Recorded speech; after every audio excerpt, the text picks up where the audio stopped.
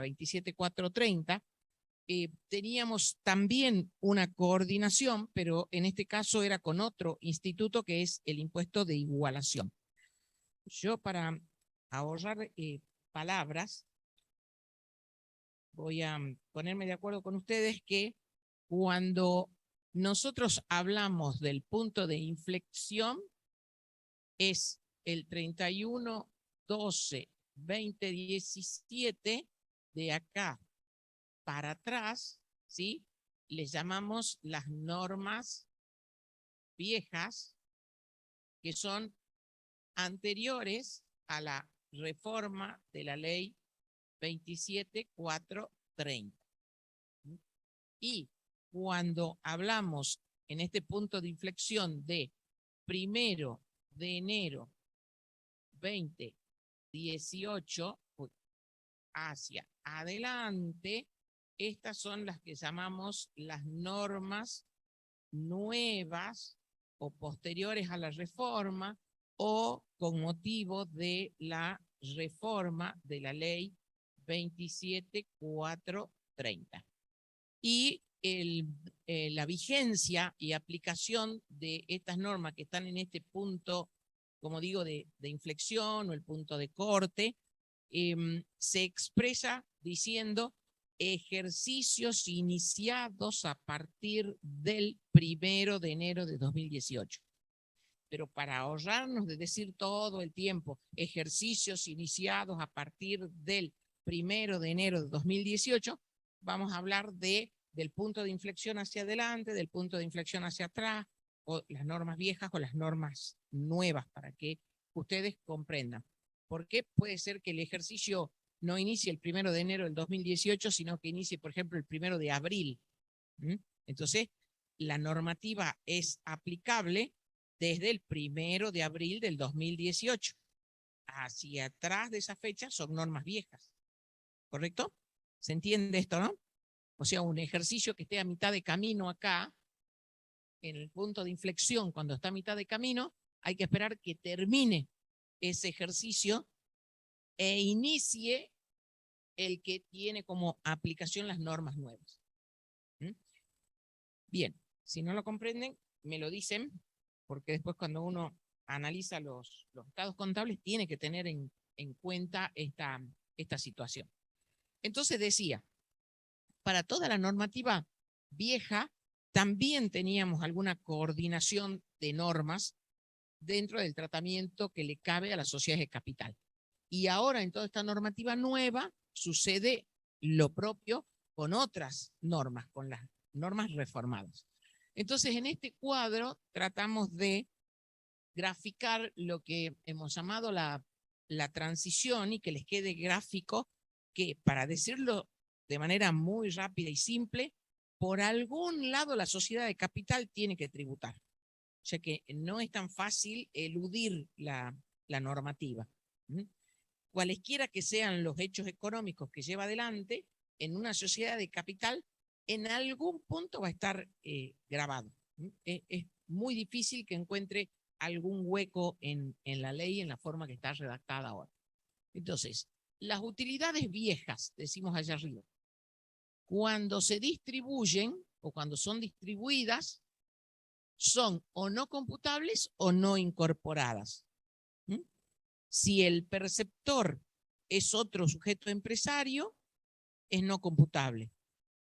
Si el perceptor es una persona humana o una asociación indivisa, la normativa para esta parte vieja expresaba que eran no incorporadas. Bien. ¿Con qué combinaba? Con el impuesto de igualación. O sea, lo que básicamente indicaban estas normas viejas para las utilidades viejas es que la distribución de utilidades queda fuera de la gravabilidad en tanto y en cuanto no se distribuyan utilidades. O sea, en tanto y en cuanto se capitalicen o se reinviertan, mejor dicho. El término correcto es que se reinviertan. Ahora, ¿qué pasa con esas normas viejas? Yo en algunos momentos hablo en pasado y en otros momentos les hablo en presente, porque como vamos a ver, esa normativa está vigente todavía para las que llamamos las utilidades viejas. Eso sigue vigente.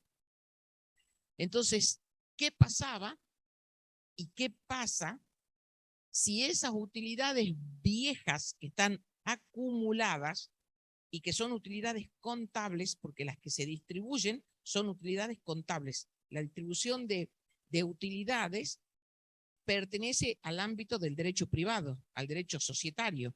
Eso hace a la autonomía de la voluntad del ente jurídico, ¿m? Y se rige por el derecho privado. Entonces, esas utilidades viejas que todavía podemos tener acumuladas en los estados contables, si se distribuyen, como dije, en primera instancia, son no computables o no incorporadas. Pero cuando se produce esa distribución, se dispara el análisis del impuesto de igualación, que es otro instituto que, si ustedes analizan la ley, está en el texto de la ley. Ya lo vamos a ver un poquito más adelante. Entonces sigue vigente este tratamiento, insisto, porque, por ejemplo, un balance cerrado, tomemos el cierre más común y el más fácil de visualizar, 31 de diciembre del 2021.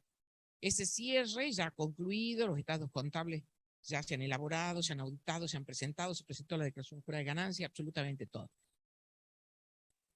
Esos estados contables 2021 pueden tener utilidades acumuladas, por ejemplo, del 2016, del 2017, del 2018, del 2019, del 2020, con más las que se produjeron en el 2021.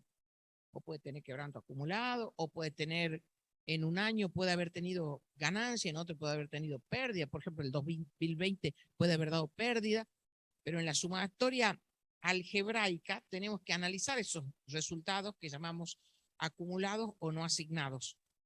Entonces vamos a tener un poco de todo, de todos los años. Podemos tener, en el ejemplo que les doy, tenemos de varios años.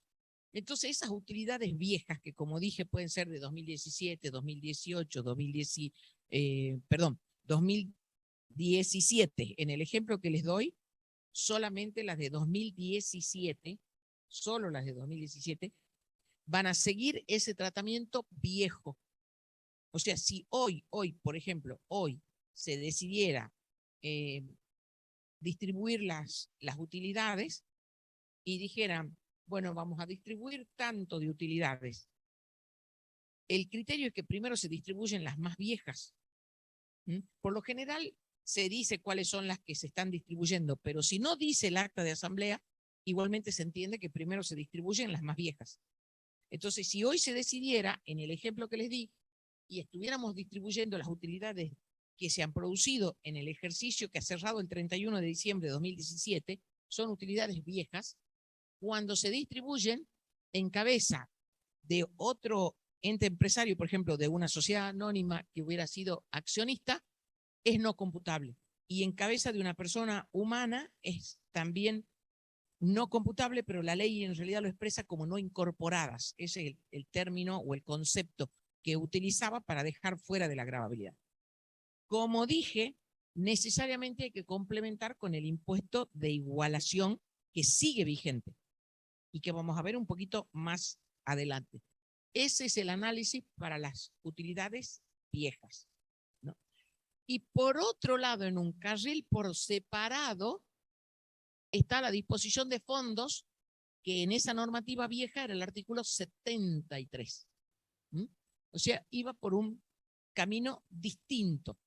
Implicaba también una utilidad ficta, como vamos a ver, o una ganancia ficta, como vamos a ver, pero estaba en un carril por separado. Ahora, la raya esa gruesa implica el punto de inflexión. Y hacia abajo de la pantalla están las que llamamos las utilidades nuevas, que ahora cuando se distribuyen tienen un tratamiento distinto al que tenían antes de la reforma. Entonces, ahora, las utilidades nuevas distribuidas están grabadas en determinados sujetos y son no computables en otras, que hay un cuadro más adelante que lo deben haber visto con la contadora. Pero básicamente esas utilidades cuando se distribuyen son no computables en cabeza de otro sujeto empresario, por ejemplo, si el accionista es una SA o es una SRL, o el socio de una SRL es otra SRL, entonces en ese caso es no computable para no superponer el impuesto. Pero en cabeza de la persona humana o de la asociación indivisa está grabada esa distribución y está grabada en forma cedular. Si bien es cierto, tiene una manera muy particular de incorporar en la declaración jurada, que eso seguramente lo van a ver en los ejercicios. Lo que importa conceptualmente es que está grabada la distribución en cabeza de la persona humana o sucesión indivisa si se le distribuyen utilidades nuevas, y lo es en forma cedular. Bien. Ahora, ¿qué ocurre con las que no se distribuyen, pero que producen hechos generadores? ¿Esto qué quiere decir? No se distribuyen porque no lo decide la asamblea, no se distribuyen porque no lo deciden los socios. Pero los socios, los accionistas y sus mochilas, le digo yo, a quienes, por ejemplo, se llevan el dinero que está en la caja, usan los bienes de la compañía, por ejemplo, vende la empresa a un director a un precio menor del que le vendería un tercero, o le compra a un precio mayor del que le compraría un tercero. Todos esos son los hechos generadores que vieron con la contadora, y conmigo en su momento también lo vimos cuando analizamos la segunda categoría. Entonces eso dispara el instituto que se denomina dividendos fictos, que antes no existían, antes de la reforma. Ahora sí existen en esta concepción que tiene el legislador y que lo ha plasmado en la ley. Y acá se hace un doble análisis respecto de los dividendos fictos. Ustedes saben que para que se disparen los dividendos fictos tienen que haber utilidades acumuladas nuevas susceptibles de ser distribuidas, porque si no, no puede existir un dividendo y mucho menos un dividendo ficto. ¿Se entiende esto? ¿Lo comprenden? Ahora, supongamos que no hay utilidades acumuladas nuevas, no hay nada de utilidades nuevas. ¿Quiere decir que el dividendo ficto desaparece? Bueno, no se puede aplicar el instituto de dividendo ficto porque no hay utilidades acumuladas nuevas. Además, tiene que ser en la proporción que le corresponda al que se está llevando el dinero en la caja, al que usa la camioneta, al que usa el inmueble. Pero no se queda sin consecuencia. La consecuencia es que cuando no tengo utilidades acumuladas y no puedo aplicar dividendos fictos, se dispara la disposición de fondos del artículo 76. Entonces, en resumidas cuentas, el cambio sustancial es que ahora la distribución de utilidades está alcanzado en cabeza de la persona humana en sucesión indivisa. Eso creo que lo tienen claro.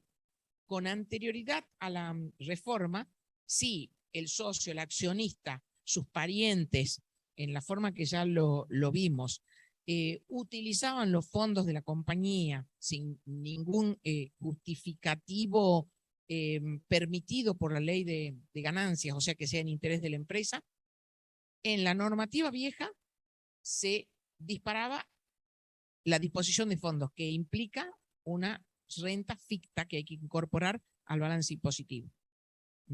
Jugaba en un carril por separado.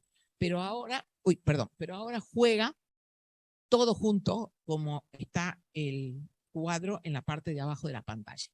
Si no les queda claro, vamos a avanzar y cualquier duda lo preguntan, porque es importante que ustedes puedan ubicarse y que en definitiva hoy, con la normativa de hoy, para decirlo muy rápidamente, si no te agarran grabado por un lado, te agarran grabado por el otro.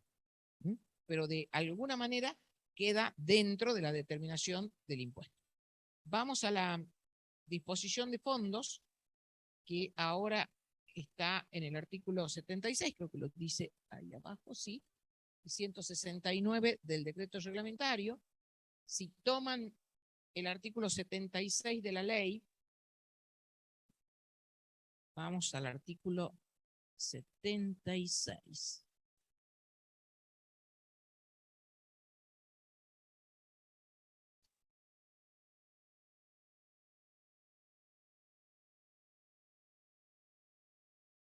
¿Lo tienen?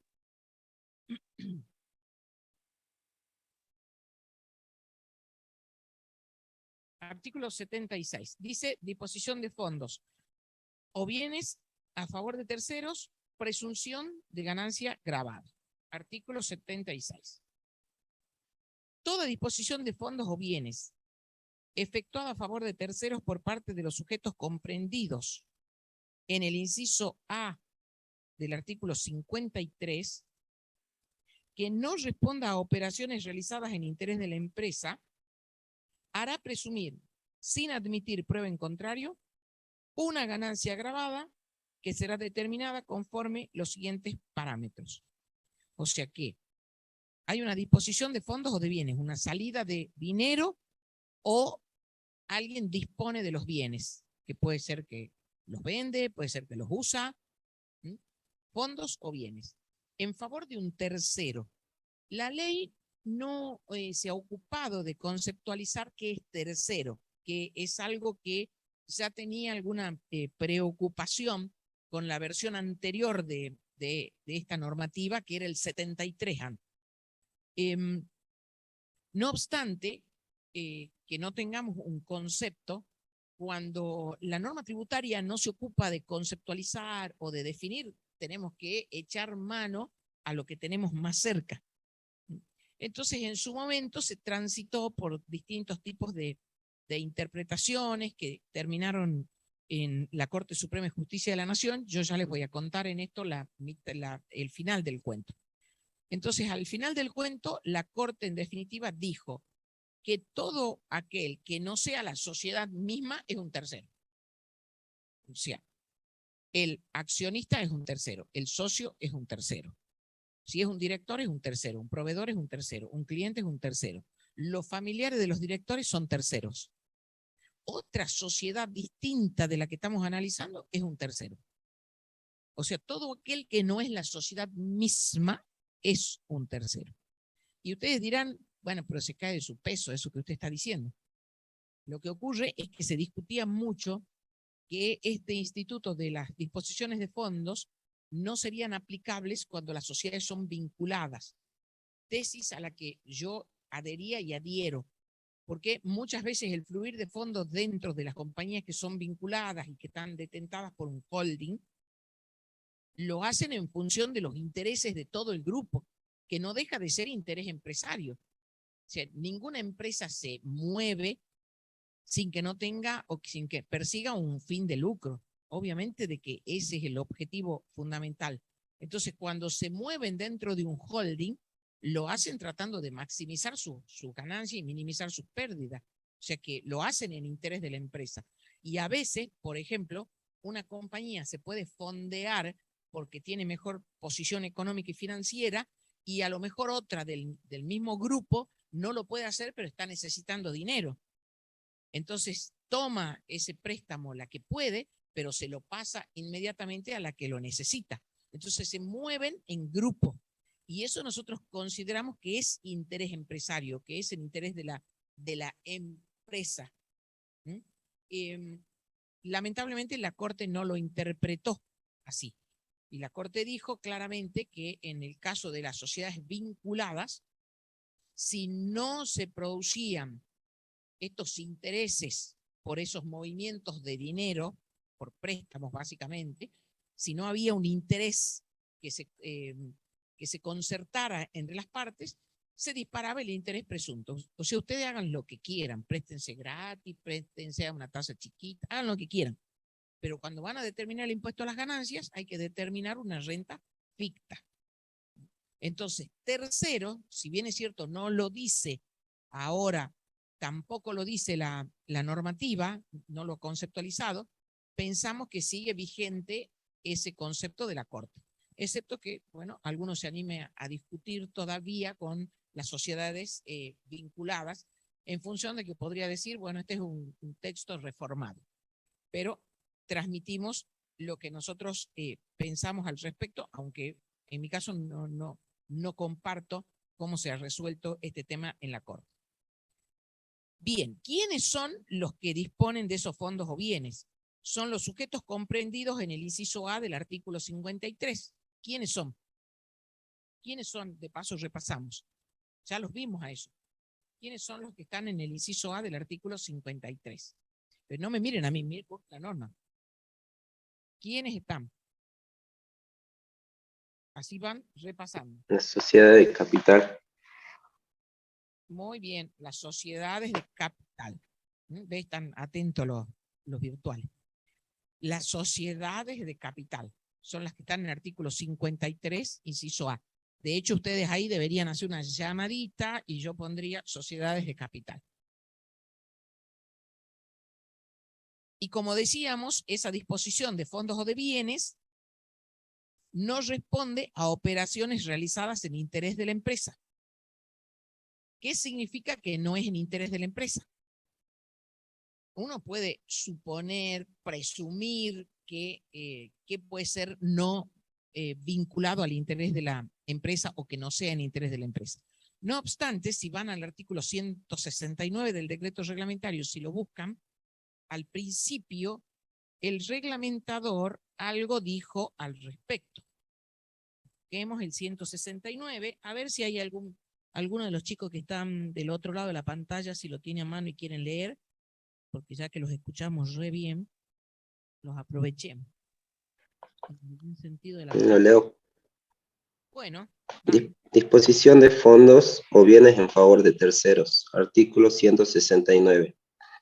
A efectos de la aplicación del artículo 76 de la ley, se entenderá que se configura la disposición de fondos o bienes que dicha norma contempla cuando aquellos sean entregados en calidad de préstamo, cualquiera sea la naturaleza y la residencia del prestatario y la relación que pudiera tener con la empresa que gire los fondos, y sin que ello constituya una consecuencia de operaciones propias del giro de la empresa o deban considerarse generadoras de ganancias grabadas. ¿Sigo? Seguí un poquitito más, yo ya te digo hasta dónde. Bueno, se considera que constituyen una consecuencia de operaciones propias del giro de la empresa las sumas anticipadas a directores, síndicos y miembros del Consejo de Vigilancia, así como a los socios administradores en conceptos de honorarios, en la medida que no excedan los importes fijados por la Asamblea correspondiente al ejercicio por el cual se adelantaron, y siempre que tales adelantos se encuentren individualizados y registrados contablemente. Ahí nomás. Excederse, Ahí nomás. bueno, Ahora, ahí nomás. Ahora sí quédate ahí un ratito. bueno. Bien, gracias. Nos ayuda el decreto reglamentario porque dice primero, cuando sean préstamos, y lo resumimos, cuando sean préstamos gratuitos o con una tasa de interés que no sea significativa, que no sea la representativa. Pero lo más importante de ese primer párrafo es cuando casi al final dice, y sin que ello constituya una consecuencia de las operaciones propias del giro de la empresa o deban considerarse generadoras de ganancia grabada. O sea que está atado este concepto al de vinculación, el mismo de vinculación que utilizábamos para la deducción de los gastos o de la conceptualización de un gasto necesario. Estamos dentro de ese mismo concepto. Luego, como ven, permite excepciones. Hemos leído hasta el punto seguido, en el párrafo siguiente, para ver que existen excepciones, o sea que no es terminante. De hecho, cuando sigamos leyendo el artículo de la ley, van a ver que en este caso, vamos a ver si se admite o no se admite la prueba en contrario y por qué es importante estas excepciones. Sí.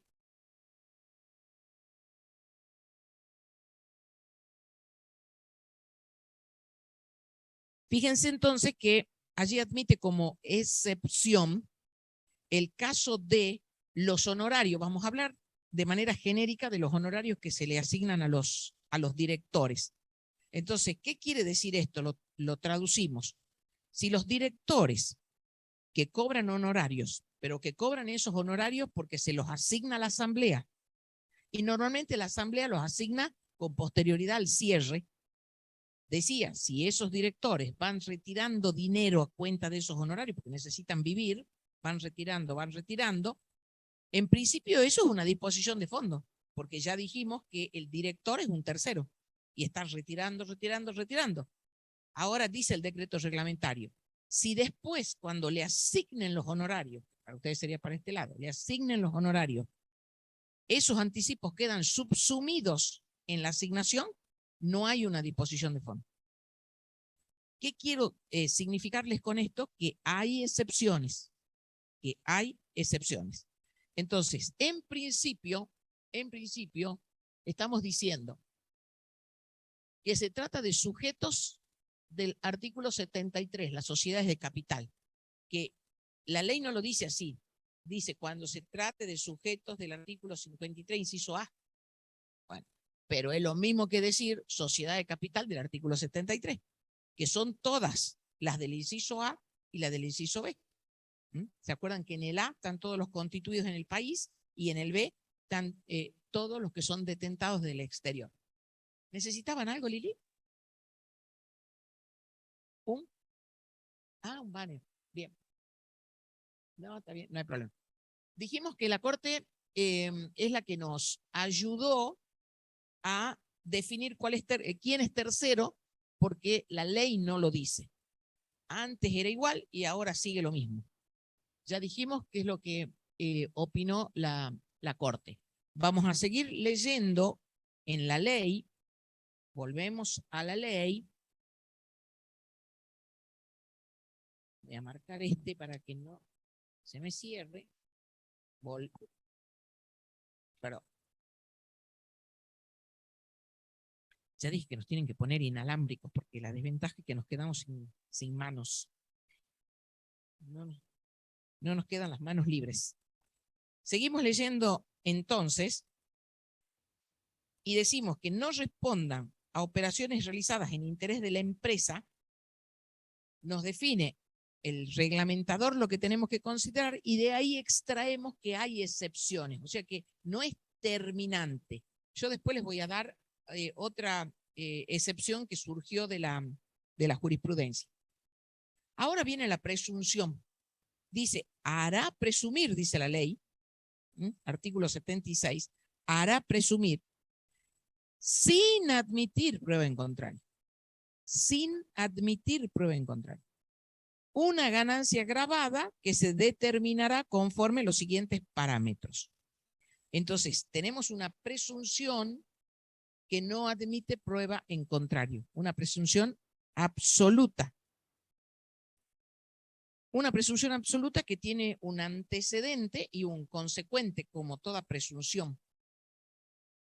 Se supone que para poder destruir una presunción que no admite prueba en contrario, y en realidad también vale para las que admiten prueba en contrario, es destruir el antecedente. La presunción es una secuencia lógica donde tenemos un antecedente, un razonamiento humano lógico y un consecuente.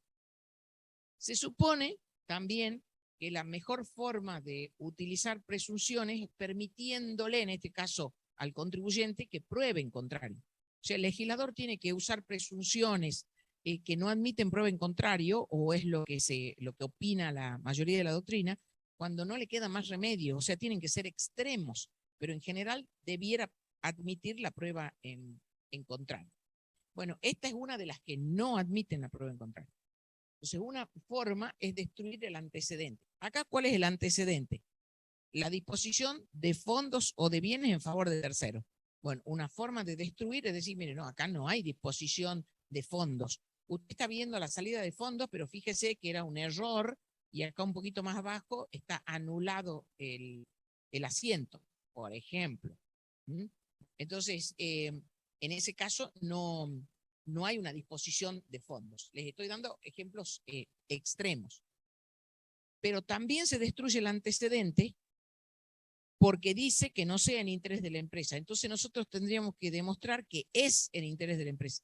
Cuando uno demuestra que es en interés de la empresa, destruye también el antecedente. ¿Se comprende esto? Es una manera de decir, si no existe el antecedente, se destruye la presunción, no puedo seguir con esa secuencia lógica. Entonces, una forma es demostrar que sí es en interés de la empresa. Sí es en interés de la empresa. Y allí es donde viene en ayuda ese segundo párrafo que hemos leído, donde, por ejemplo, para los honorarios de directores, dice, si los directores fueron retirando fondos a lo largo del año y luego se le asignan los honorarios por un importe superior, esos fondos que fueron retirando, en definitiva, son anticipos de honorario, no son disposiciones de fondos. Ahí tenemos una excepción. Y como les dije, hay otras excepciones de la jurisprudencia. Les relato una en la que tuvimos oportunidad de intervenir como peritos. En este caso, la sociedad tenía una cantidad impresionante de operaciones que podían aplicar en disposición de fondos. Algunas de ellas, lamentablemente, no tenían una buena prueba documental para poder sustentar de que se trataba de préstamos y que los préstamos se habían pactado como entre partes independientes, porque eran préstamos recibidos del exterior y la documentación, la verdad, que estaba bastante floja. Pero habían otros conceptos que sí eran defendibles. Por ejemplo, el dinero que le facilitaban a los empleados para que salgan a flote de alguna necesidad. Entonces, capaz algún empleado enfermo no solamente que le anticipaban de los sueldos, sino que le daban préstamos por sumas superiores sin cobrarle ningún interés. En algún otro caso, la empresa hacía a las veces de garante para que el empleado pudiera adquirir un determinado bien. Y hubieron casos de esos en que el empleado no hizo frente a su obligación y la garantía fue ejecutada. Entonces, ¿a quién ejecutan? A la empresa. Entonces, la fiscalización consideró que todos esos montos eran disposiciones de fondos que no generaban ninguna renta en la empresa, porque los préstamos eran gratis, la garantía que le daban y luego que fue ejecutada por el acreedor respectivo, acreedor que era del empleado, no de la empresa, solamente generó una pérdida, digamos, dentro de la compañía, porque después la compañía iba a tratar de recuperar esos importes de los empleados de la manera que pudiera. Bueno, y nosotros defendimos desde la pericia eso, que era una pericia de parte, diciendo que eso sí es en interés de la empresa, aunque no lo dijera la ley, porque se le debe dar una interpretación acorde a qué es interés de la empresa. Entonces, un empleado que está en dificultades seguramente va a estar con la cabeza en otro lado. En cambio, si puede solucionar su problema, seguramente que va a estar mejor predispuesto a trabajar. E incluso si ve que la sociedad que es su empleadora logra, digamos, sacarlo del problema, ayudándolo, como en este caso, con dinero o con una garantía, también eso hace a un mejor vínculo entre el empleado y el empleador, lo que en definitiva redunda en beneficio del conjunto. Entonces eso sí tiene vinculación con una mejor obtención de la ganancia agravada, porque el empleado va a estar mejor dispuesto en esta forma que les relato. Bueno, en ese caso el Tribunal Fiscal le dio la razón a la empresa y dijo que efectivamente esos casos deben considerarse que están dentro del margen razonable de admisión como que es en interés de la empresa. Y por lo tanto, toda esa parte del ajuste fue rechazado. Entonces, con esto les quiero decir de que aunque la presunción no admite prueba en contrario, como estamos tratando de transmitirles a ustedes en toda, digamos, esta materia y bueno, lo que van a ver también en Impuestos 2 y lo que ya vieron en Derecho Tributario, estamos tratando de transmitirles que si bien es cierto la determinación es importante, sigue siendo importante, lo cierto es que van a venir cada vez más determinadas, valga la redundancia. O sea, seguramente que el fisco va a transitar en el corto plazo por determinaciones, al menos en los pequeños y medianos contribuyentes. Entonces, si nosotros solamente nos dedicamos a determinar el impuesto, se va a achicar el ámbito de actuación. Entonces, por eso es que siempre les recomendamos analizar las normas pensando siempre en planificación, pensando siempre en defensa, o sea, agregándole valor a lo que nosotros hacemos y no solamente la determinación de la base, el impuesto y la liquidación del mismo. Entonces, acá tratamos de transmitirles eso, que aprovechamos cuando tenemos una presunción de esta naturaleza para decirles que la manera de defender es destruir el antecedente del cual parte. Entonces, si no existe el antecedente, que tiene que ser un hecho real y que se pueda comprobar, si lo destruimos, entonces se destruye toda la presunción. Más en este caso, como digo, que no admite prueba en contrario. En cambio, el dividendo ficto sí admite prueba en contrario. Esa es una diferencia que a veces le preguntamos en los exámenes. ¿Qué diferencias encuentran entre un instituto y el otro? Entonces, este que estamos viendo de disposición de fondos no admite prueba en contrario. El de dividendo ficto sí admite la prueba en contrario. Y hay alguna otra jurisprudencia en el mismo sentido que relaté. Entonces, ¿cuál es la presunción o cuál es la consecuencia? Que esta sociedad de capital debe incorporar en su balance impositivo una ganancia gravada. Esa es la consecuencia. En definitiva, el legislador no prohíbe, sino que el legislador lo que dice, traducido a un lenguaje de barrio, es lo siguiente: usted haga lo que quiera con los fondos y con los bienes de la sociedad, porque usted es el director, el gerente, y a lo mejor eso en el derecho privado está permitido. No estamos diciendo de que estas conductas sean conductas, digamos, que estén vulnerando algún derecho. No, son conductas lícitas y a lo mejor están pactadas entre quienes integran la sociedad, muchas de las cuales son sociedades cerradas o de familia, con más razón. Entonces, el legislador lo que dice: usted haga lo que quiera con su fondo y con sus bienes, y está dentro de la ley, en el derecho privado, hagan lo que quieran. Pero la consecuencia en el impuesto a las ganancias es que debe incorporar una ganancia gravada. O sea, tenemos que hacer un cálculo de una ganancia gravada y lo incorporamos como ajuste en el balance impositivo. Lo incorporamos sumando en el balance impositivo por columna 2, que es la forma de determinar.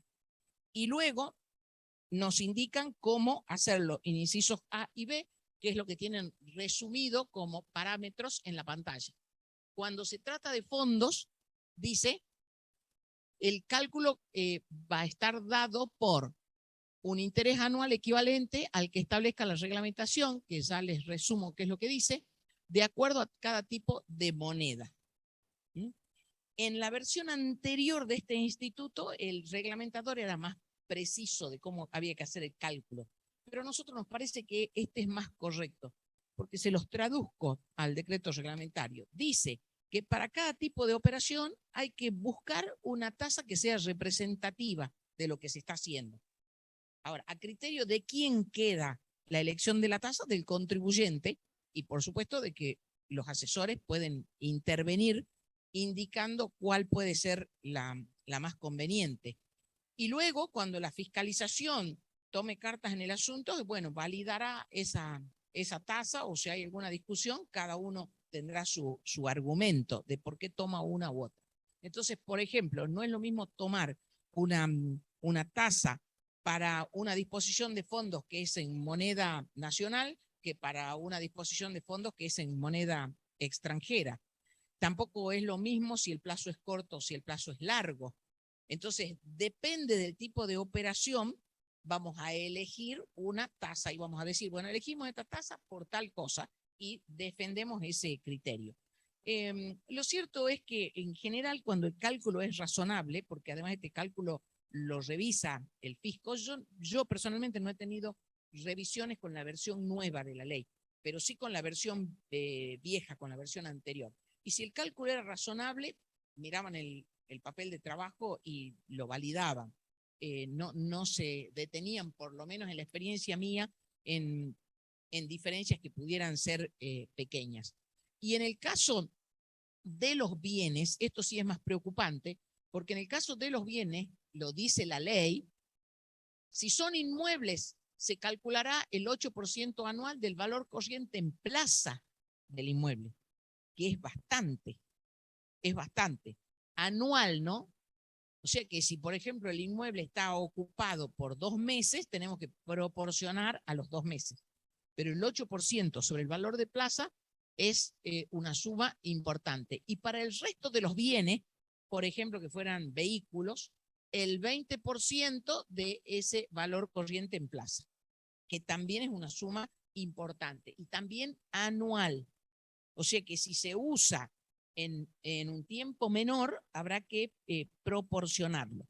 Entonces, en estos casos, también hablando de la planificación, a veces es conveniente eh, recomendarle al contribuyente que si realmente necesitan hacer uso en forma particular de los bienes, es preferible fijarle un valor de mercado defendible, porque en los cálculos que tuvimos oportunidad de hacer, por lo general, quedan todos estos cálculos presuntos por encima de lo que sería un alquiler real del inmueble o un alquiler real de una camioneta, por ejemplo. Entonces, es preferible fijar una renta que sea real, que además tiene la ventaja de que en cabeza de esta sociedad de la que nosotros estamos hablando, la renta va a existir lo mismo, real o presunta va a existir. Pero cuando el tratamiento es presunto en cabeza de la otra parte, por ejemplo, que fuera otra empresa, no es deducible. En cabeza de la otra empresa, el uso gratuito que le está dando esta que nosotros estamos analizando no tiene ningún impacto. En cambio, si se pactan alquileres reales, para esta sociedad que nosotros estamos analizando es una renta, no cabe ninguna duda. Pero para la otra es un alquiler deducible. ¿Es así o no? Por supuesto, en tanto en cuanto se vincule con la obtención de la ganancia grabada, etc. Entonces, muchas veces el contribuyente cree que de esta manera es mejor, que la saca más barata, pero no siempre es así. Entonces, ese análisis de conjunto es bueno ponerlo sobre la mesa. Y lo mismo para los préstamos. Si realmente es un préstamo que se le realiza, por ejemplo, a un hermano, es preferible cobrarle el interés que se le cobraría más o menos a un tercero, algo que sea defendible y razonable, porque en cabeza, digamos, de esta sociedad es una renta que es real, pero en el otro a lo mejor es un concepto deducible. Si el otro es un ente empresario, seguro es deducible. Hay muy pocas excepciones para que no sea deducible el interés. Y si es una persona humana, ustedes saben que también hay una posibilidad de deducir en tanto y en cuanto tenga una vinculación patrimonial. Este tema que está tratado en las deducciones generales en el inciso A, que ahora es el artículo, yo lo pienso, 85, es 83, 84, 85. Ahora lo pienso, pero me tengo que ir acordando los artículos. 85, inciso A, en la persona humana, recuerden de que también hay una posibilidad de deducción de los intereses y, por supuesto, previa compensación con los intereses positivos exentos, pero hay una posibilidad. Entonces, a veces es preferible pactar en forma real este tipo de operaciones. ¿Qué otra cosilla tenemos? Vamos a mirar un poquito la hora. Profe, una pregunta. Sí. Entonces, lo que está grabado es el interés, no la disposición de fondo. O sea, si hay una disposición de fondo de 1.000 pesos, a eso le tengo que calcular una tasa y el interés es lo que va a ser ganancia grabada. ¿Sabes qué? O la de, Perdón, ¿sabes que rebota tanto que yo no te entiendo? ¿Vos le entendés, Liliana, lo que dice? Ah, claro. Sí, sí. Cuando decimos, está muy bien tu pregunta, cuando decimos de que la consecuencia en el primer párrafo hará presumir sin admitir prueba en contrario una ganancia gravada, a continuación el legislador dice que se determinará conforme a los siguientes parámetros. Y en el inciso A, esa renta gravada es el interés, o sea, nunca está gravado el capital, que sería la disposición de fondos. Es el interés. Y en el caso de los bienes, ese 8% o el 20%, lo dije y lo reitero, es el equivalente a un alquiler. O sea, lo que está grabado es el cálculo que surge de multiplicar el valor de plaza por el 8% y proporcionarlo si es que no se utilizó el bien durante todo el año. Sería una renta ficta, pero no va a estar grabado como si fuera una renta el monto del capital, o sea, el retiro de los fondos, o no va a estar grabado como si fuera una renta el valor del inmueble, sino este cálculo que surge del 8% sobre el valor de plaza, que insisto, es el equivalente a un alquiler. ¿Se entiende ahora? Sí, sí, gracias, profesora. Muy bien. Sí, muy bien que pregunten, porque a veces uno cree que queda claro y no queda tan claro, ¿no? Luego, la ley tiene prevista pagos parciales o devoluciones, que en la ley anterior esto no estaba contenido en el texto, pero obviamente que funcionaba así. Entonces dice el párrafo siguiente, si se realizaran pagos durante el mismo periodo fiscal por el uso o goce de dichos bienes, los importes pagados podrán ser descontados a los efectos de esta presunción. Entonces, por ejemplo, si el 1 de febrero la esposa del director retiró 1.000 pesos, y es una disposición de fondo porque cumple todo lo que dijimos para hacer disposición de fondo. Esos 1.000 pesos a partir del 1 de febrero empiezan a generar esta renta ficta, el interés ficto.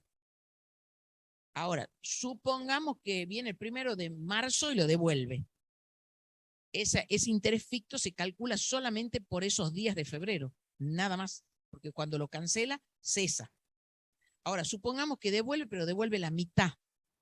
Bueno, cancela la mitad y el interés se sigue devengando, pero solamente por lo que no ha devuelto, o sea, por la otra mitad. Se calcula igual que un préstamo.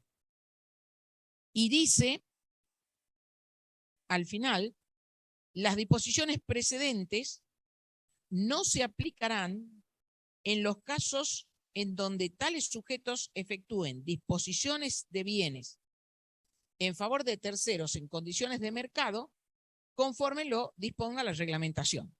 Bueno, esto no hacía ni falta que lo diga, pero mejor que lo diga, porque si se hace en condiciones iguales que se haría con un tercero independiente, o sea, en condiciones de mercado, y nunca estamos en el primer párrafo. Pero mejor que lo diga. Y finalmente, tampoco serán de aplicación cuando procede el tratamiento previsto en los párrafos tercero y cuarto del artículo 16 o en el artículo 50. Bueno, en el artículo 16, que están todas las operaciones internacionales, que nosotros las dejamos de lado, pero sí nos detenemos en el artículo 50, que es el de los dividendos fictos. Entonces acá volvemos a resumir porque es complicado y es importante.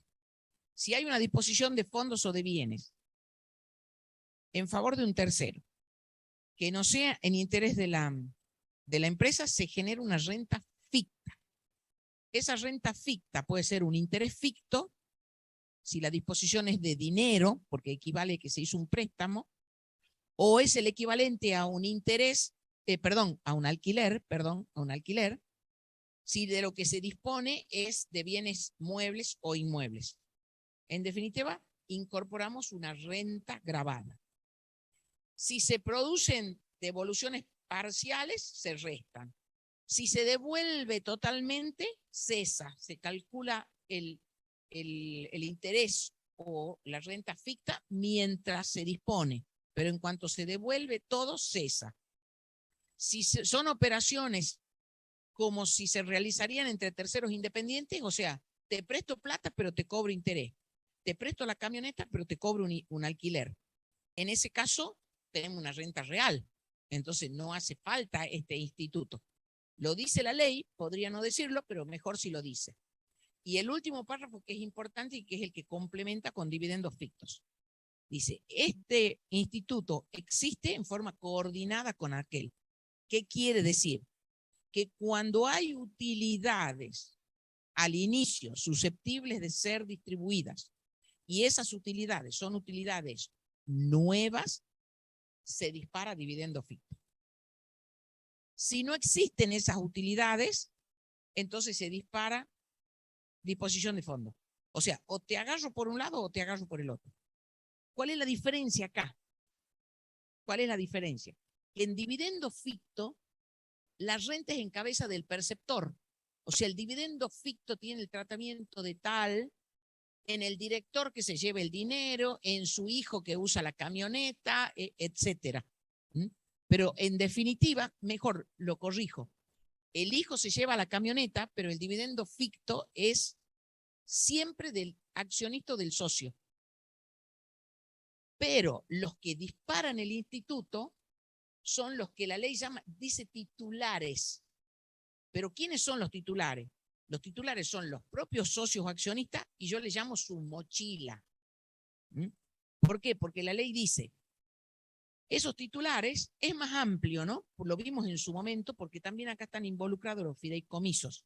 Pero para que entiendan en este punto, cuando la ley dice titular, viene a ser el socio de una SRL, el accionista de una SA, los integrantes que están alcanzados en un fideicomiso que es tratado como sociedad de capital, que son, por ejemplo, los fiduciarios, el fiduciante, que en la ley nueva que en realidad está incorporado al Código Civil, hoy el fiduciante puede coincidir con el beneficiario. Perdón, estoy diciendo todo mal, discúlpeme. El fiduciante puede coincidir con el fiduciario. Lo pienso de una manera y lo digo de otra. Por aclararle los complico. Ahora lo voy a escribir a esto para que quede escrito.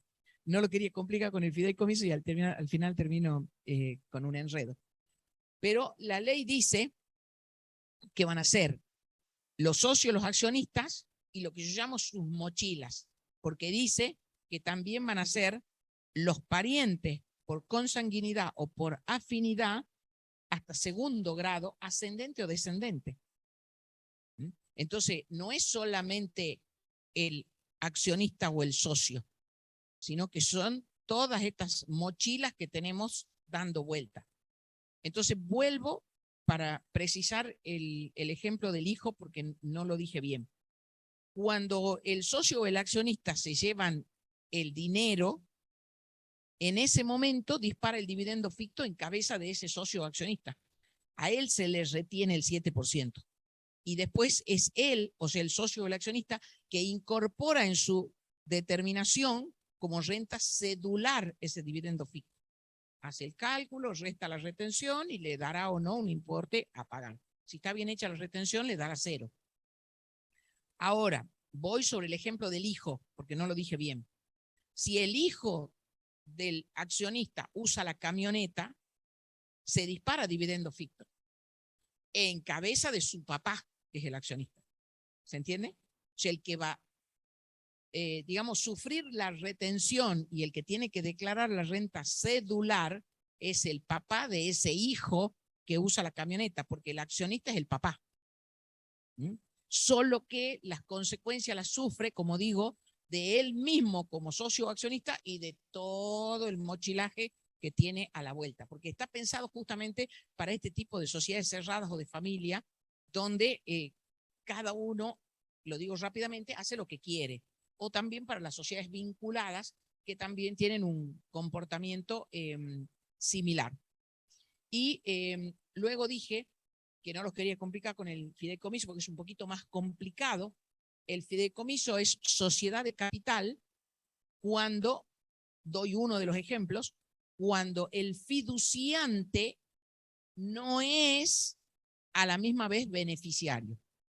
En ese caso tributa como sociedad de capital y también se aplica dividendo ficto y también aplica disposición de fondos.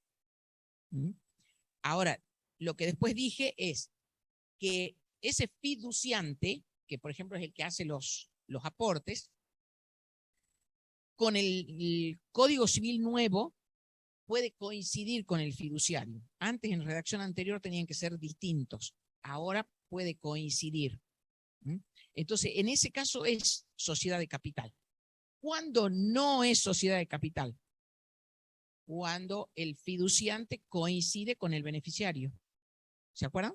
Eso lo vimos en la tercera categoría. En ese caso no es sociedad de capital, sigue siendo de tercera categoría, pero tributa como el resto de los sujetos que están en el artículo 53, distinto de estos que estamos viendo, que son los de sociedades de capital.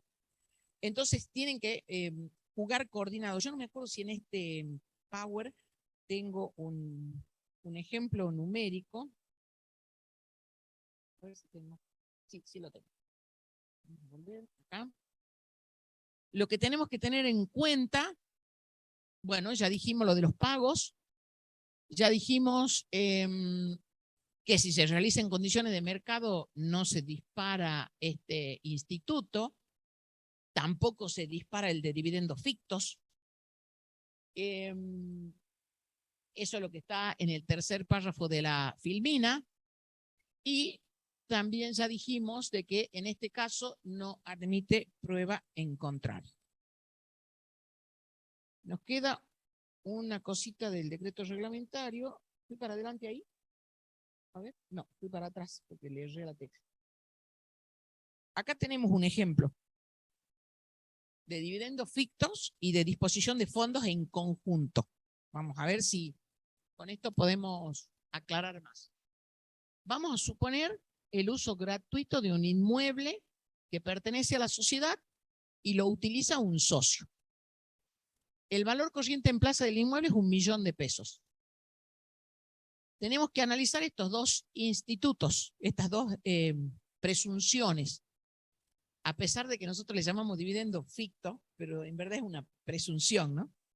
Pero ¿por qué decimos dividendo ficto? No porque sea una ficción, sino porque no es un cálculo real.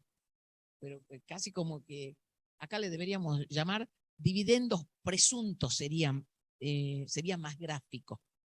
Dividendos presuntos, intereses presuntos, alquileres o rentas presuntas, más que ficto.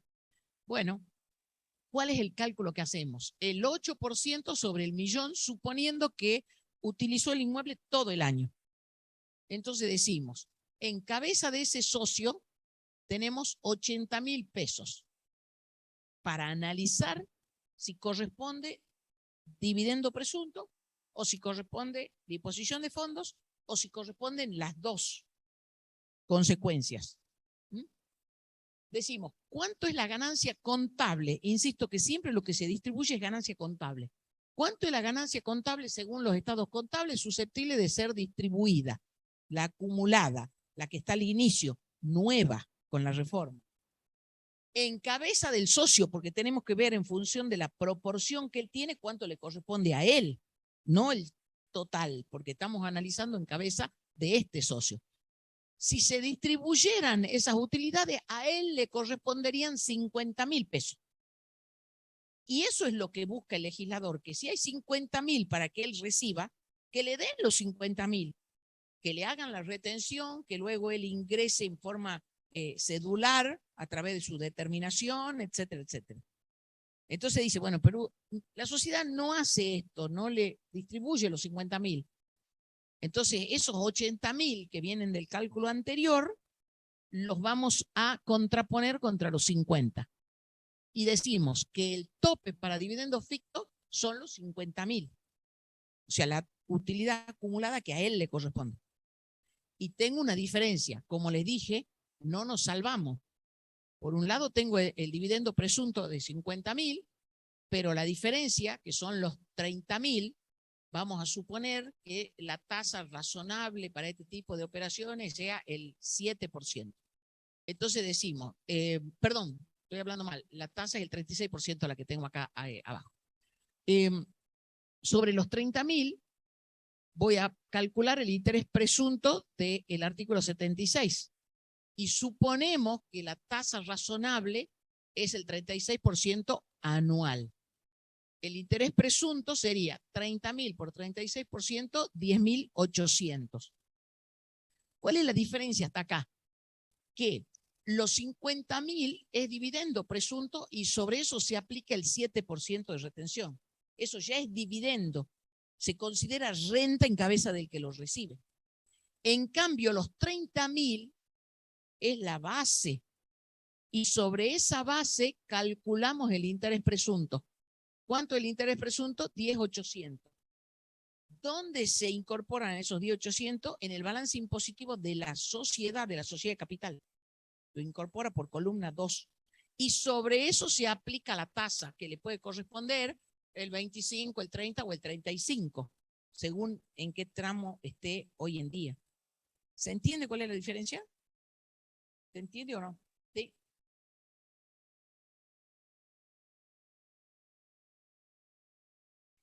Bien tu pregunta. En cabeza de la persona humana, nada.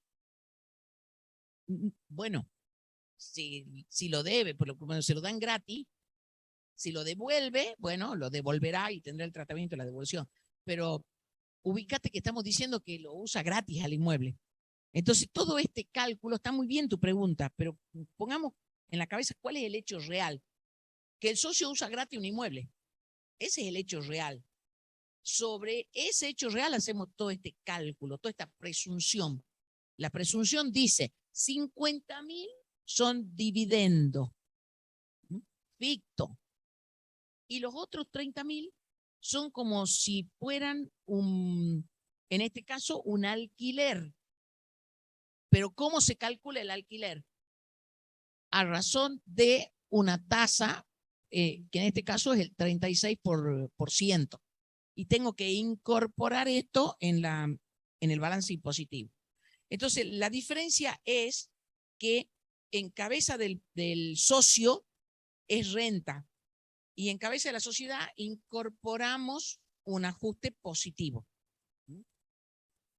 Si avanzamos al impuesto de igualación, que es el que quedó de la versión anterior, antes de ir ahí, voy a mirar si no nos quedó algo del decreto reglamentario que tiene que ver con con los honorarios.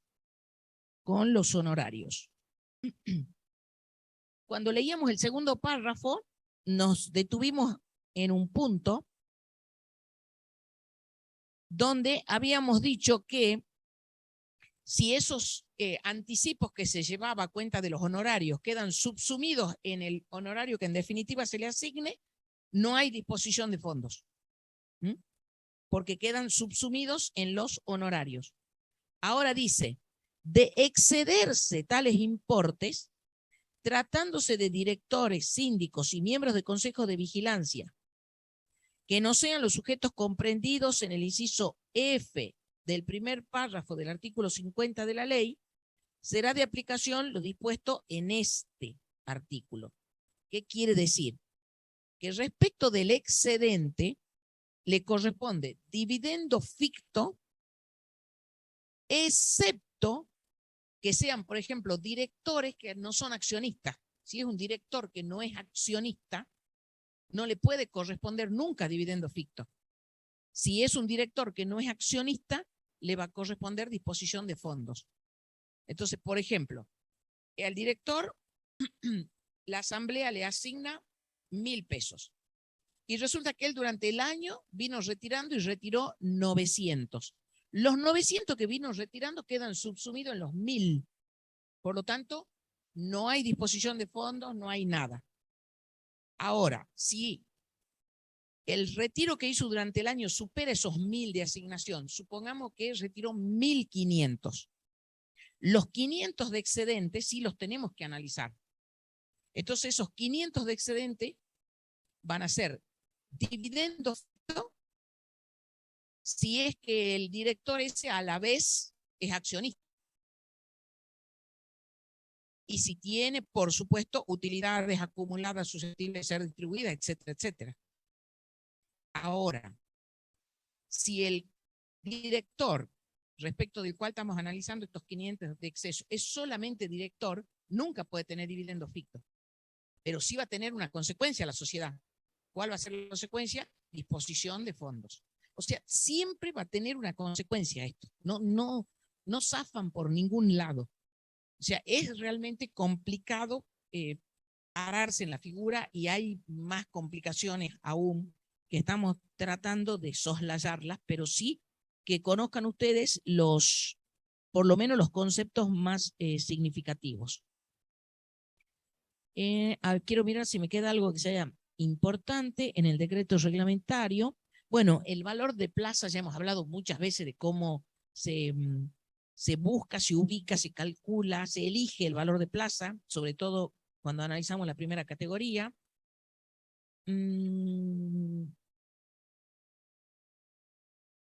Después habla de las operaciones internacionales, no. Bueno, y no los voy a complicar con el último párrafo. Esto hasta acá. Y después nos queda el impuesto de igualación y ver algo de salidas no documentadas. Esperen que guarde la hojita. Vamos.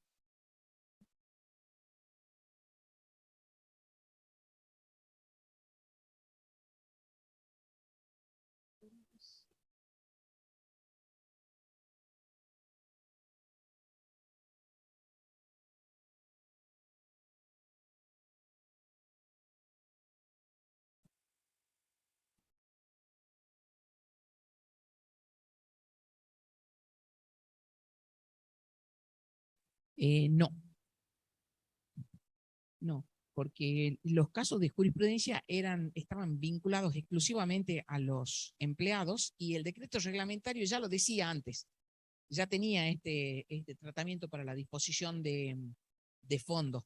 Y por supuesto que si hay alguien que lo quiera discutir, lo discute, ojalá que le vaya bien. Lo cierto es que la normativa siempre tiene una mirada bastante severa sobre el tema de los honorarios para que no se produzcan abusos en este sentido. ¿Y por qué tiene la limitación? Que además se vincula con la limitación del 261, si no recuerdo mal, de la ley 19.550, porque se supone que los directores están para trabajar en beneficio de los accionistas. Entonces, siempre hay un juego que lo tiene la ley 19.550 en el sentido de que si el directorio tiene que trabajar para maximizar utilidades, su honorario va a estar atado a cuánto de utilidades le llegue a los accionistas. Por eso la ley 19.550 tiene esa limitación que va entre el 5 y el 25%, que lo vimos en su momento cuando analizamos la deducción de honorarios, que si bien es cierto en muchos casos no se respeta, por eso es que ahí se recomienda que las asambleas siempre sean unánimes para evitarse los conflictos, lo cierto es que está esa mirada y básicamente la ley de sociedades en esto quiere significar lo siguiente. Si usted como director o como directorio genera utilidades y distribuye esas utilidades, quiere decir que usted cumple con la finalidad de que el accionista tenga una retribución a su capital, usted puede tener como honorario de director hasta el 25% de las utilidades. En cambio, si no distribuye utilidades, quiere decir de que no ha trabajado de manera tal que el inversor vea un rédito, usted solamente puede tener en concepto de honorario hasta el 5% de las utilidades, porque tiene este sentido, este engranaje de que no se produzcan abusos. Entonces, el decreto reglamentario tiene específicamente el tratamiento de a darle a los excesos. Está bien, uno podría decir está en el decreto reglamentario, ¿por qué no está en la ley? Debería estar en la ley. Pero a la luz de cómo interpretó la jurisprudencia, solo se refirió a los empleados. Igualmente está muy buena la pregunta y ojalá alguno se anime a discutir, como también pensamos que ojalá se animen a discutir nuevamente las sociedades vinculadas, a las que no les ha ido bien hasta ahora. Entonces vamos al impuesto de igualación. Déjenme mirar porque lo debo tener resumido, sí, lo tengo bastante resumido. Entonces lo vamos a tener que graficar en la pizarra. Como digo, este instituto se dispara solamente para utilidades viejas, siempre y cuando existan utilidades viejas susceptibles de ser distribuidas. Y por suerte, también ha sido neutralizado este instituto con esa jurisprudencia de la Corte que estamos poniendo allí en la pantalla. Yo voy a borrar esto porque voy a escribir resumidamente cómo funciona este instituto muy rápidamente, porque la verdad es que por suerte no tiene tanta vida en estos momentos. En el impuesto de igualación o de equiparación, estoy mal con la lengua hoy, estuve hablando toda la mañana en Rosario y así que ya ahora ya estoy con la lengua trabada. Y la cabeza por ahí me va por un lado y la palabra por otro. Así que sepan, disculpa. Este impuesto de igualación está en el artículo 74. Artículo 74 de la ley. Y solo para utilidades viejas. Y yo ya les anticipo, bastante neutralizado con ese fallo de la Corte, que es White Martin Cilindros, que es una sucursal de una empresa que la detenta desde el exterior. Decíamos entonces que para las utilidades viejas, las distribuciones de esas utilidades eran no computables o no incorporadas. Ya dimos las explicaciones de esto. Cuando se producían estas distribuciones, el perceptor, en definitiva, consideraba estas utilidades fuera de su determinación, no estaban alcanzadas por el impuesto. Este artículo 74 obliga a hacer un análisis extra. ¿Y qué dice? Por ejemplo, vamos a poner en números. Vamos a suponer que la utilidad contable sea 100. Que no tenemos ningún ajuste, no existe ningún ajuste impositivo, no hay ningún ajuste al balance impositivo. Nada, cero. Pero esta sociedad tiene una exención total por un régimen promocional que le concede el Estado. Entonces vamos a suponer que sus utilidades están totalmente exentas. Entonces, restamos 100 y en definitiva, la base imponible del impuesto a las ganancias va a ser 0, ¿correcto? ¿Estamos de acuerdo hasta ahí? ¿Qué se distribuye? Se distribuyen los 100 contables. Vamos a suponer que se distribuyen los 100 contables.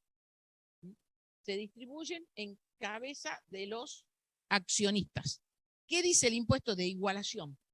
Dice, en el mismo momento que usted haga esta distribución, me va a ingresar el 35% en carácter de pago único y definitivo, porque la exención es para la sociedad, no es para los accionistas.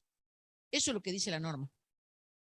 Usted distribuye, haga lo que quiera, pero en el mismo momento neutralizamos la exención porque los accionistas tienen que ingresar esta retención que tiene el carácter de pago único y definitivo. Yo no sé si alcanzan a ver, si no les bajo la pantalla un poquito. Ahí. De hecho, a hoy sigue diciendo lo mismo. No ha cambiado esa alícuota. Bueno, ¿por qué digo yo que ha quedado neutralizada prácticamente esta situación?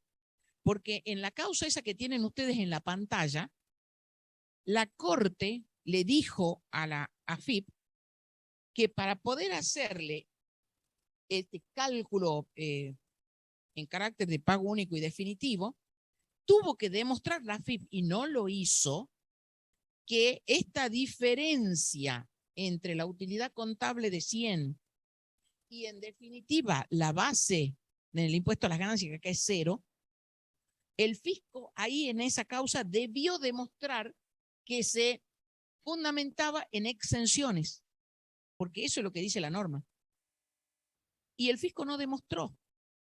Y muchas veces estas diferencias, les diría que en la mayoría de los casos, porque hoy por hoy, exenciones a empresas promocionadas hay prácticamente nada,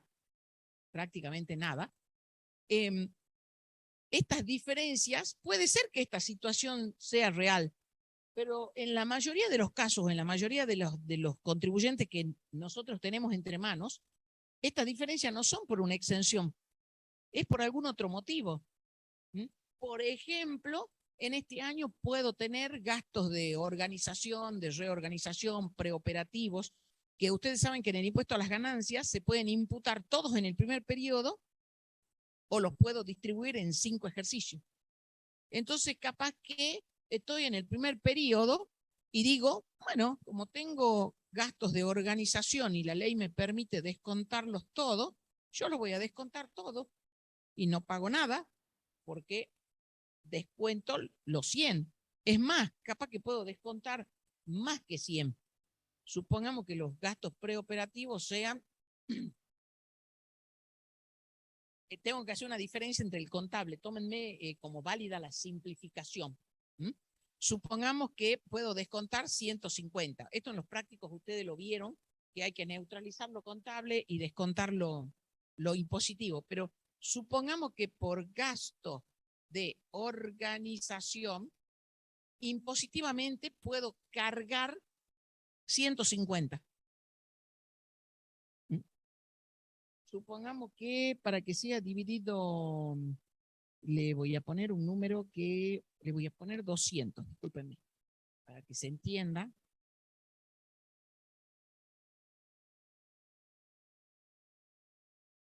Le vamos a poner 250. No, no le quiero poner 250, 200. Como dije. 200. Está desconcentrada el símbolo. 200. ¿Qué quiere decir? Que en verdad los gastos de organización son 250. Contablemente lo dividimos en 5 partes. ¿Sí? Entonces, ¿cuánto tomo contablemente en cada año?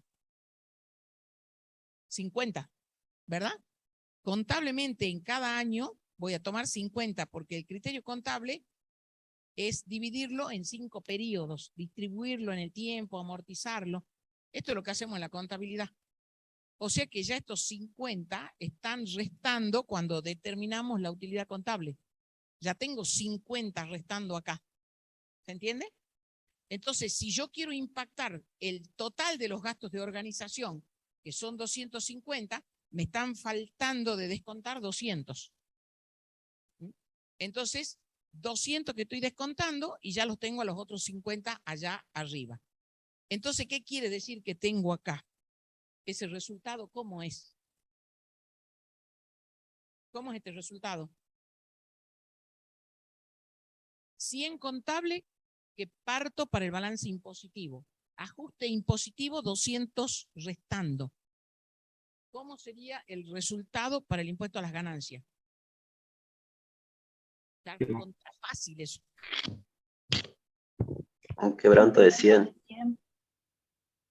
Quebranto de 100. Muy bien. ¿Es muy difícil para ustedes que están acá esto que estoy diciendo? ¿O los enredé tanto que no lo saben? ¿Ah? ¿Sí o no? ¿Sí o no? Chicos. No, ¿no es cierto? Si no me...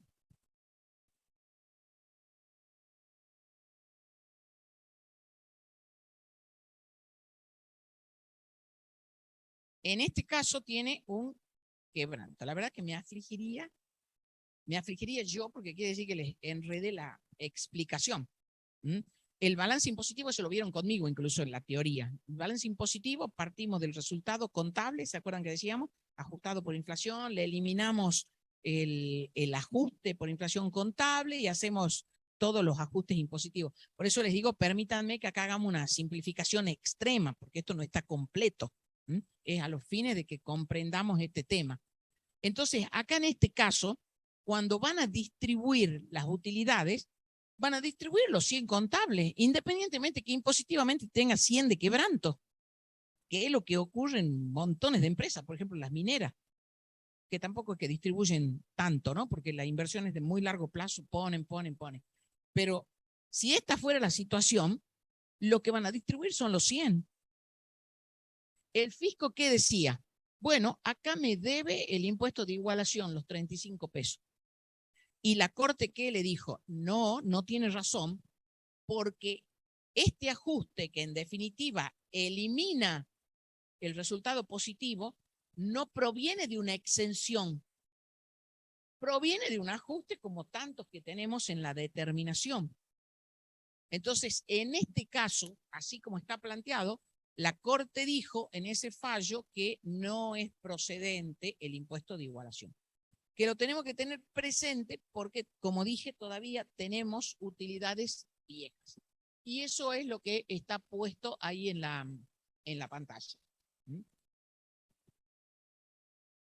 Y nos quedaría, ¿qué ves? Creo que acá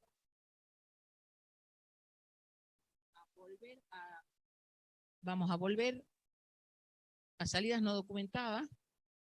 Estamos acá. Salidas no documentadas, que es también un instituto que ya lo vimos con anterioridad. Y vamos a resumir y repasar cuál es el tratamiento. ¿Dónde está el punterito?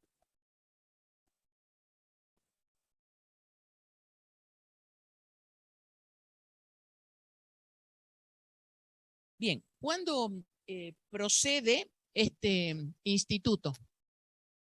Cuando una erogación carezca de documentación. Y carezca de documentación, lo dijo la jurisprudencia, es no tener nada. Porque a lo mejor no tiene la factura, como dice la FIP en la 1415, capaz que no tiene la factura, pero a lo mejor tiene un documento equivalente, como puede ser una escritura. O a lo mejor no tiene la factura, pero tiene un contrato.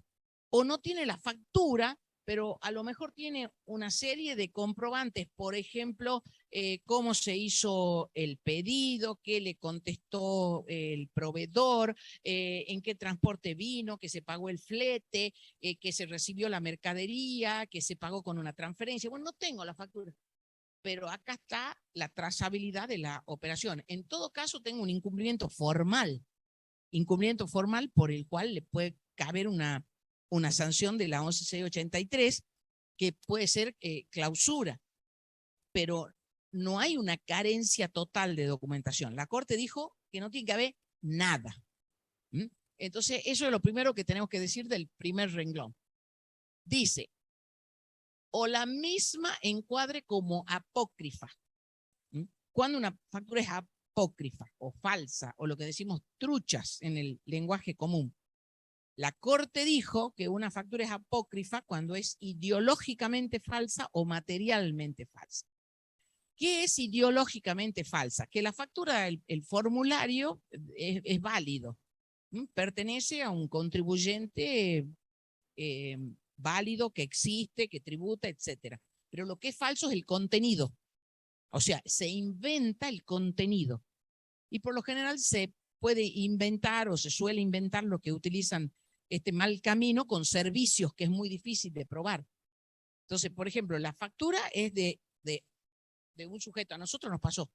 A nosotros como estudio, una factura nuestra apareció trucha, pero en realidad no era la factura tampoco no era la nuestra, sino que era una copia.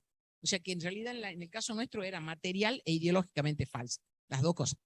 Pero en estas facturas que son en blanco y negro y que son bastante fáciles o de duplicar o de replicar o lo que sea, apareció como en Ushuaia la factura nuestra, y los sinvergüenzas esto además habían pedido en reintegro el reintegro del IVA que piden los exportadores. Y por eso les salta a la FIP, les saltó duplicada la factura.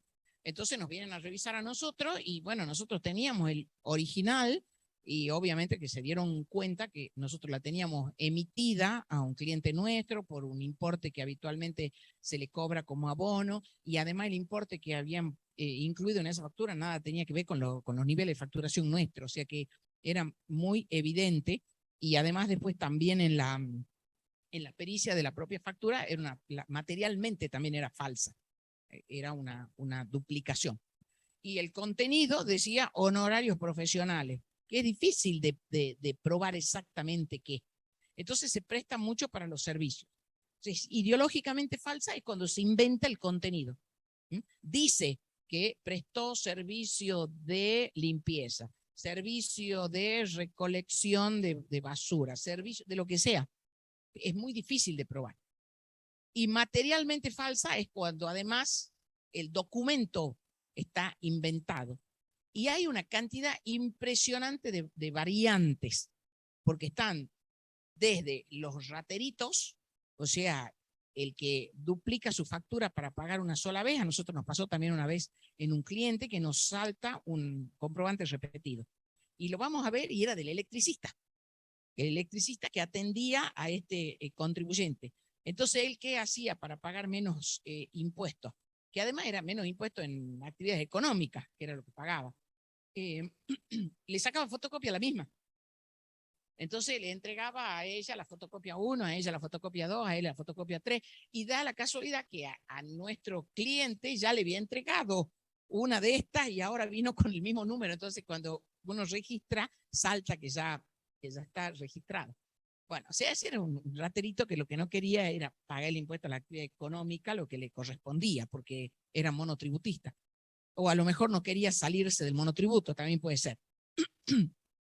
Bueno, de ahí hasta las usinas de facturas apócrifas, en el medio una variante impresionante. Una usina de facturas apócrifas son aquellas empresas constituidas a tal fin. O sea, el Estado las habilita, por eso uno dice que hace el Estado que no controla bien, porque estas usinas son sociedades anónimas, SRL, que tienen vida jurídica porque el Estado se las da. ¿Por qué no las controla mejor? ¿Y a qué se dedican? A vender estas facturas apócrifas. Y en el medio lo que se les ocurra. Entonces, si la operación que está consignada en la factura no existe, está inventada, es trucha, la factura es falsa, es ideológicamente falsa. Si además el documento, que puede ser el físico o puede ser el electrónico, tampoco corresponde a un contribuyente, sino que es algo creado, inventado por un artista delincuente, esa es materialmente falsa. Y pueden ser las dos cosas. Y también puede ocurrir que el comprobante lo emita un sujeto, pero el bien o el servicio lo haya provisto otro.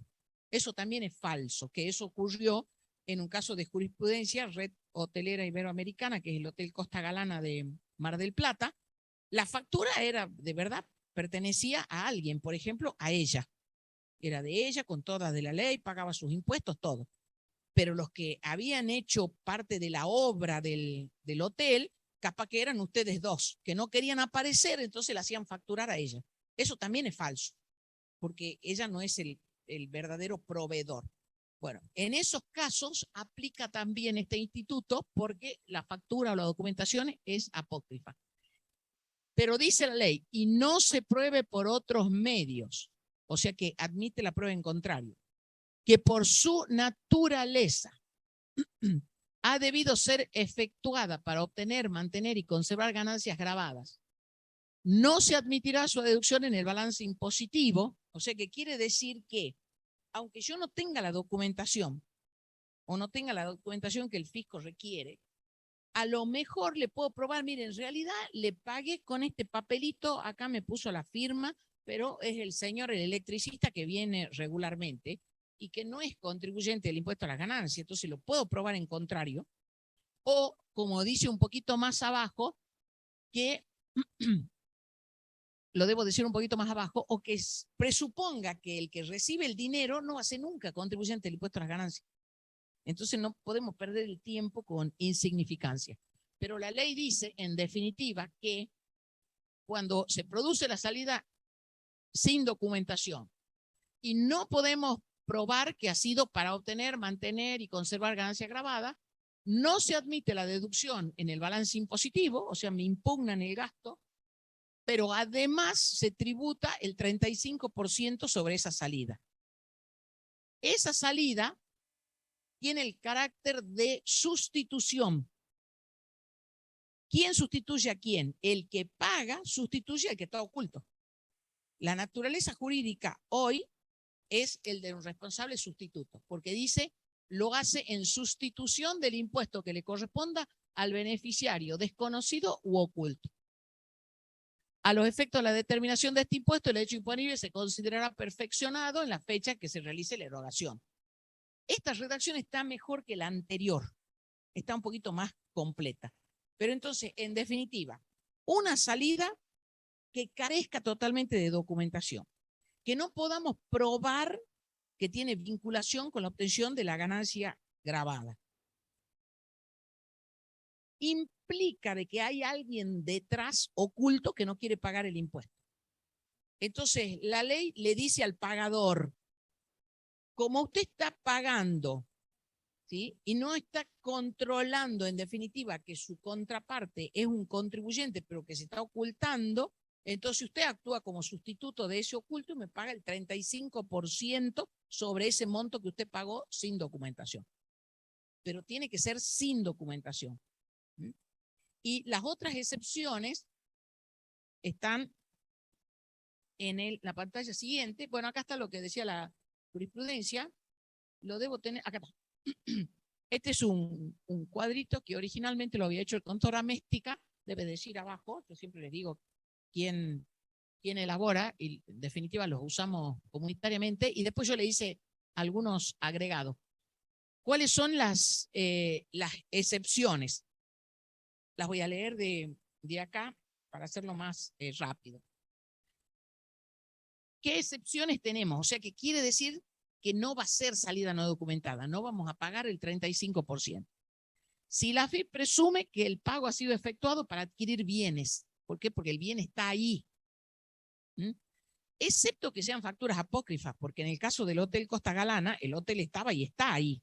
Sin embargo, como eran facturas apócrifas, no se le permitió.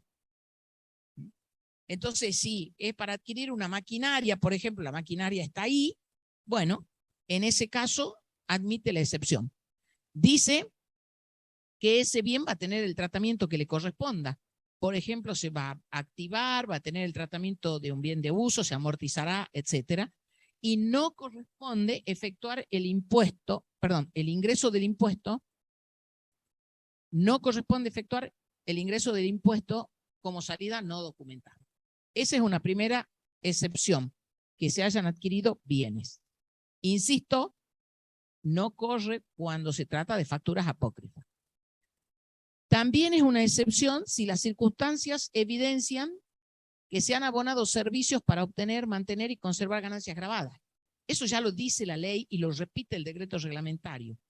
Y el decreto reglamentario se excede porque, por un lado, si no corre el instituto de salida no documentada, el gasto es deducible.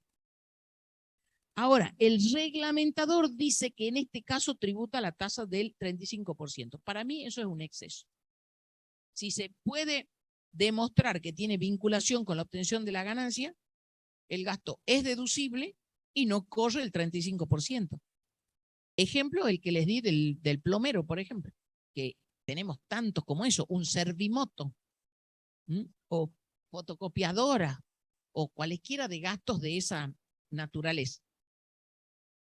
Y por último, la que tenemos al final, dice, si la AFIP presume que los pagos no llegan a ser ganancias gravables en manos del beneficiario, el gasto es deducible y en este caso no corresponde aplicar el 35%.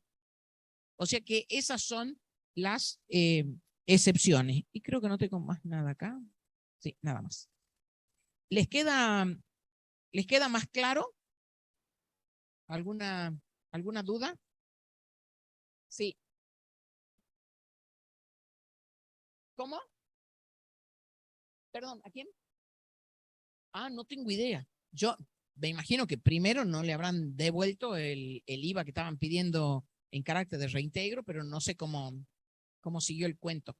Me imagino que los habrán sancionado. No, no lo sé. No, no lo sé. Solo supongo. Para nosotros nos vinieron a controlar para ver cuál era la factura nuestra, la original. Ah, además, unos caraduras totales, porque era la época en que cortábamos estamos hablando de hace un montón de años. Entonces era muy claro que nosotros teníamos el original. Además estaba entregado al cliente y demás. O sea, nos revisaron a nosotros y quedó ahí nomás, cerraron el acta y se fueron. Nos imaginamos, perdón, que mínimamente no le han devuelto el IVA, mínimo. Y además suponemos que habrá tenido otras consecuencias, como por ejemplo esta, pero no lo sé. Sí, a todos, a todos. Muy bien la pregunta, es a todos porque está en la primera parte de la ley y no tiene ninguna restricción en cuanto al sujeto. Muy bien la pregunta. ¿Qué otra cosita más? Algo que no haya quedado claro, que los haya enredado en vez de explicarles. Sí, ya es la hora y hay clase. Bueno, muchas gracias. Hasta la próxima. Buenas tardes.